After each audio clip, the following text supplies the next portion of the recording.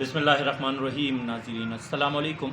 एक नए वीलाग के साथ अरशद अली ख़ान आपकी खिदमत में हाज़िर है। जैसा कि आप सब जानते हैं कि पाकिस्तान और अफ़गानिस्तान के दरमियान बॉर्डर्स पर पिछली रात से झड़पें जारी हैं, जिसमें पाकिस्तान ने अच्छी खासी कामयाबी हासिल की है। अफ़गानिस्तान के अंदर तक पाकिस्तान ने कुछ पोस्टों पर कब्ज़ा किया हुआ है और इस तरह सिक्योरिटी ज़राए जो बता रहे हैं, सिक्योरिटी ज़राए के मुताबिक पाकिस्तान ने जो ऑपरेशन असबुल हक के दौरान अफ़गान तालिबान के जो जंगजू हैं 133 जंगजू हलाक किए हैं, मारे गए हैं और 200 से ज़ायद ज़ख्मी किए गए हैं। इसके बाद आज की सूरत हाल कुछ इस तरह है। वफाकी वज़ीर इत्तलात अता तारा ने भी इस पर बयान दिया है कि फ़ितनल ख़वारिज की जानिब से पाकिस्तान के मुख्तलिफ़ हिस्सों में, ख़ुसूसन खैबर पख्तूनख्वा के मुख्तलिफ़ हिस्सों में, जिसमें सवाबी, नौशहरा और एबटाबाद में ड्रोन अटैक्स किए गए हैं। ताहम पाकिस्तान की सिक्योरिटी फोर्सेस ने ये ड्रोन हमले नाकाम बनाए हैं